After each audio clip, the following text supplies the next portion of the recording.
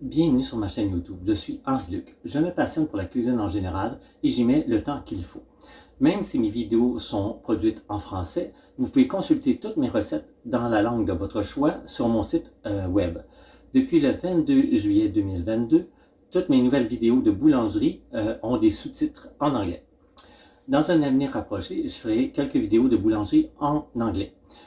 Il y en a qui mangent pour vivre, moi je vis que pour manger ou presque.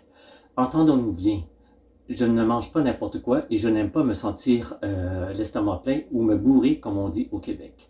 J'aime plutôt manger pour sentir les effluves, les parfums de la nourriture et pour avoir plein de saveurs en bouche. Si j'aime autant cuisiner, c'est justement parce que j'aime avoir des sensations visuelles, gustatives et olfactives variées au moment de déguster mes petits plats.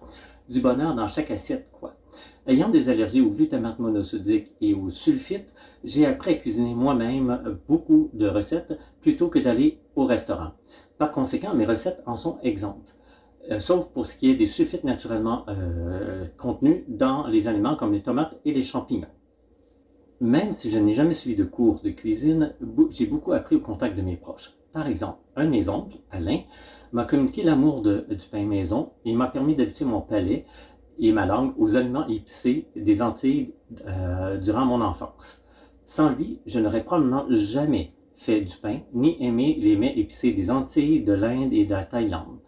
Mon amie Claude, quant à elle, m'a initié à la déshydratation et à la vinification. Une ancienne voisine, Karima, m'a initié à la cuisine algérienne. Une ancienne collègue, Lucienne, m'a initié à la cuisine vietnamienne. C'est d'ailleurs grâce à Lucienne, qui est diplômée de l'Institut Le Cordon Bleu à Paris, que j'ai appris certaines techniques très utiles en cuisine.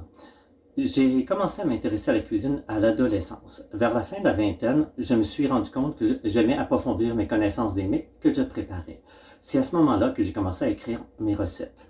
Aujourd'hui, j'en ai plus de 1500 à mon actif. Au fil du temps, je me suis intéressé à plusieurs traditions culinaires, notamment la cuisine européenne, méditerranéenne, indienne et asiatique. Toutes mes recettes sont écrites par moi. Elles sont originales et j'en détiens les droits exclusifs de propriété intellectuelle. Lorsqu'il s'agit d'une adaptation d'une recette d'une autre personne, je le mentionne dans la vidéo.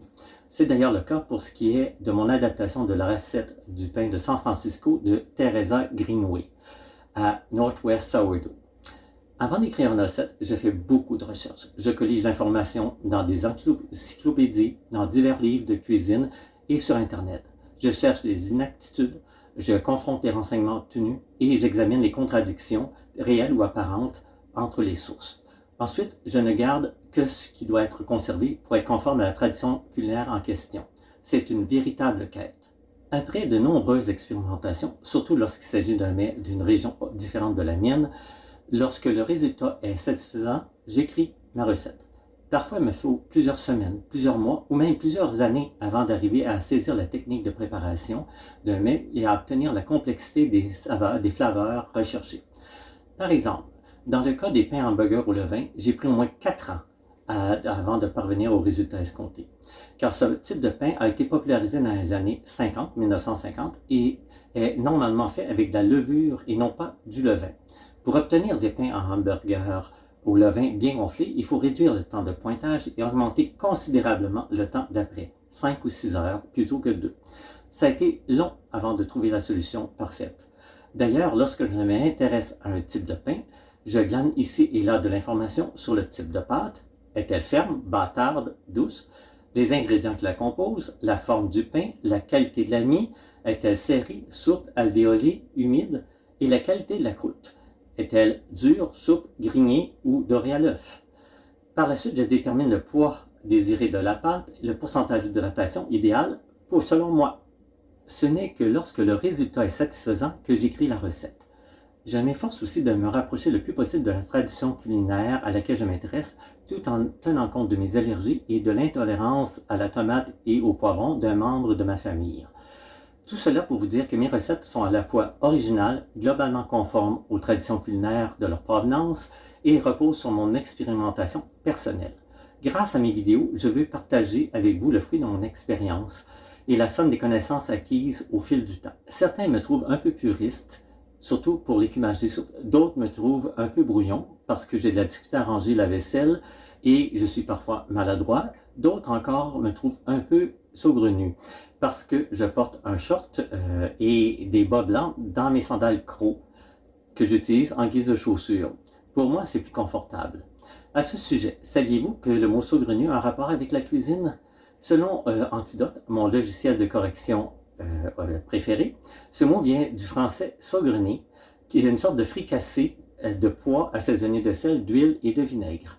À ce sujet, j'ai d'ailleurs publié une vidéo sur la réalisation d'une délicieuse saugrenue de petits pois et de chou-fleur. Pour en revenir à nos moutons, je fais du pain depuis 2013 et je me suis converti au levain en 2016. Toutes mes recettes, y compris celles des pains nan indiens, ont été converties au levain cette année-là. Je fais des vins et des vinaigres depuis 2012. Je fais de la lactofermentation depuis 2018 et des charcuteries maison depuis 2019. J'aime beaucoup la cuisine indienne. Nous avons d'ailleurs conçu un four indien tandoor à la maison. J'ai d'ailleurs un article sur mon site web à ce sujet et j'ai aussi dans l'onglet communauté de ma chaîne web un autre article à ce sujet.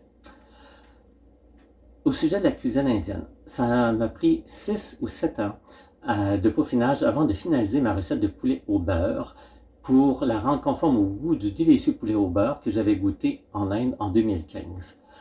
C'est notamment l'ajout de la cannelle et de la cardamome moulue aux autres épices qui a permis d'obtenir le goût tant recherché. Ce que j'aime par-dessus tout, c'est partager mes recettes avec vous. C'est d'ailleurs pourquoi je fais des vidéos plutôt longues et détaillées, car je veux que vous puissiez réussir à reproduire fidèlement mes recettes. Voilà, c'était une courte présentation de mon parcours culinaire. Si vous avez aimé cette vidéo, vous pouvez cliquer sur le pouce levé. N'hésitez pas à me laisser un commentaire. N'hésitez pas à vous abonner à ma chaîne. Au plaisir de vous revoir bientôt pour une nouvelle vidéo.